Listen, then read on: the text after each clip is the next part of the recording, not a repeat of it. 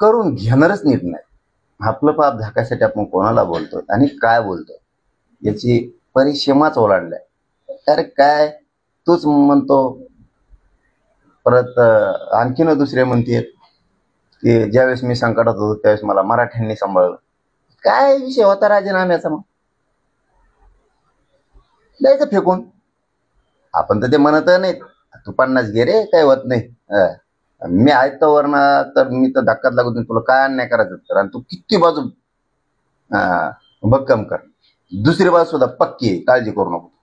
तो असल्या किती उड्या आण, ते बेडूक उड्या. धनंजय मुंडे टोळी वळवळच करायची नाही तुम्ही.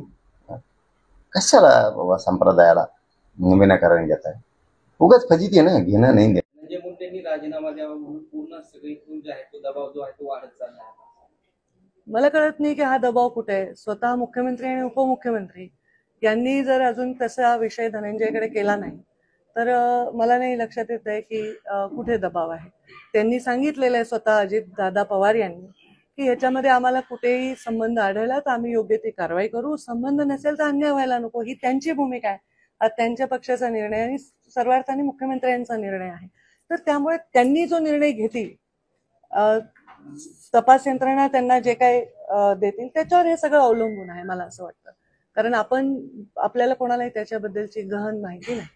यहाँ तक ट्रांसपोर्ट सेक्टर है, हम 22 लाख करोड़ के फॉसिल फ्यूल इंपोर्ट करते हैं. इकोनॉमिक पॉइंट ऑफ व्यू भी हमारे लिए एक बहुत बड़ी समस्या है, पर उसके साथ साथ अल्टरनेटिव फ्यूल और बायोफ्यूल को प्रोत्साहन मिलता है. इसलिए विशेष रूप से लिथियम आयन बैटरी अब सस्ती होगी. Scooter, electric car, electric bus, अब इलेक्ट्रिक ट्रक, इनकी कीमतें कम होगी. जो $150 पर किलोवाट पर आवर थी वो $105 पर किलोवाट पर आवर आई है, वो $100 के नीचे जाएगी.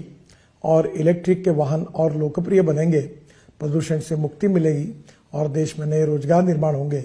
इसके लिए भी उन्होंने विशेष रूप से जो टैक्स में रियासत दी है वो निश्चित रूप से बहुत उपयोगी है. मैं निर्मला जी का बहुत अभिनंदन करता हूं और प्रधानमंत्री मोदी जी के नेतृत्व में आत्मनिर्भर भारत, $5 ट्रिलियन की इकोनॉमी और विश्व की हम तीसरी अर्थव्यवस्था बनने की प्रक्रिया में है, उसमें निश्चित रूप से हम कामयाब होंगे ऐसा विश्वास व्यक्त करता हूं.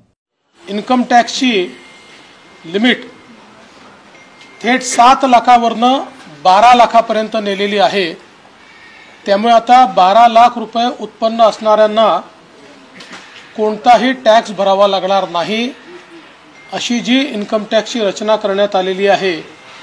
याचा मोठा फायदा मध्यमवर्गीयांना, नोकरदारांना, नवतरुणांना या ठिकाणी होणार आहे.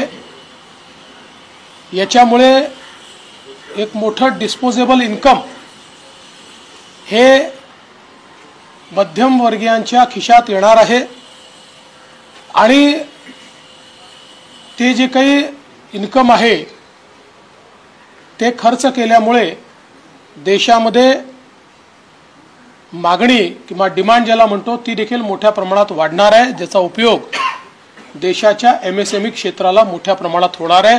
त्यातनं रोजगार निर्मिती देखील होणार आहे. तुम्ही कायद्याचे रक्षक आहात.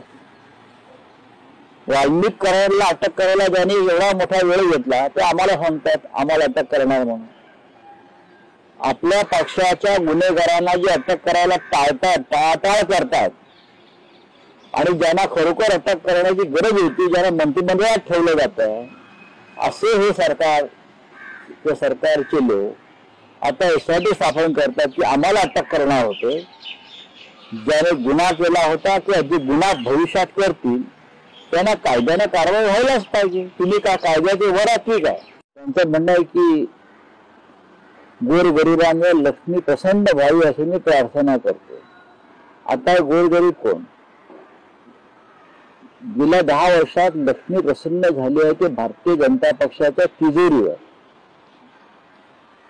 आणि गेल्या 10 वर्षात लक्ष्मी प्रसन्न झाली आहे ती मोदींचे मित्र गौतम अडाणीवर.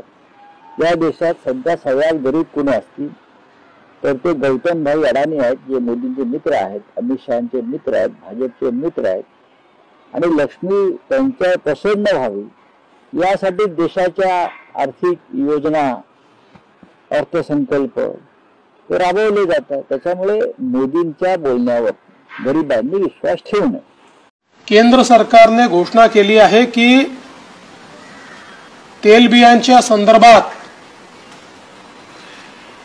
जी काही व्हॅल्यू चेन तयार होईल त्याच्यामध्ये 100% खरेदी केंद्र सरकार करणार आहे आणि हमीभावाने करणार आहे. त्यामुळे निश्चितच शेतकऱ्यांना अधिक उत्पादन मिळण्याकरता, अधिक पैसे मिळण्याकरता त्याचा एक मोठा फायदा होणार आहे. केवळ पंकजा ही महिला होती, ती अबला होती म्हणून तुम्ही तिला तो न्याय नाकारला का? तुम्ही मेळावा करायचा अधिकार नाकारला का? मग तुम्ही न्यायाचारी आहात, तर तुमच्या समोर न्याय करताना हा भेदाभाव कसा आहे? तुम्ही ज्या ज्ञानेश्वरीवर डॉक्टरेट मिळवली, अरे संत ज्ञानेश्वराचं आपल्या बहिणीविषयी, मुक्ताबाईविषयी काय वागणं होतं? तुम्ही ते तर किमान डोक्यात ठेवलं असतं, तुम्ही त्यावेळेस पंकजाला नाकारलं नसतं. पण हा दुहेरी मापदंड कुठून आणि यांचं काय उत्तर आहे? अशी काय घटना घडली? म्हणजे नुसत्या संशयावर संत भगवान बाबांनी मोठं दिव्य केलं की मी निष्पाप आहे, निरापराध आहे सिद्ध करण्यासाठी फार मोठं दिव्य केलं. असं काय दिव्याची प्रतीची झाली ती की त्यांनी सर्टिफिकेट देऊन मोकळे झाले. एकदंताय विद्महे वक्रतुंडाय धीमहि तन्नो वैशा हे दुर्वीर संपन्ने शतमूले शतपुरे वनमनसि कामानि शतमाविश्वर्धिने पुष्पं समर्पयामि दुर्वां समर्पयामि. कामनामध्ये पाणी सोडून द्यायचं, धूप 2 वेळा सोडायचं. धूप एकदंताय विद्महे वक्रतुंडाय धीमहि तन्नो वैशा हे दुर्वीर संपन्ने शतमूले शतपुरे वनमनसि कामानि शतमाविश्वर्धिने पुष्पं समर्पयामि दुर्वां समर्पयामि. कामनामध्ये पाणी सोडून द्यायचं, धूप 2 वेळा सोडायचं. धूप